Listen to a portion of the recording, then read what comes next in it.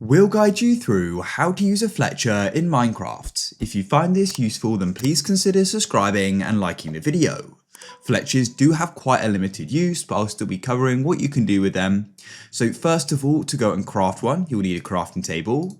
You're going to go and you'll need 4 planks and put them in 4 in your crafting table, and above them you need to put 2 pieces of flint, just like so, and that will give you a flexion table. And there we go. We can then go and place it down where we want it.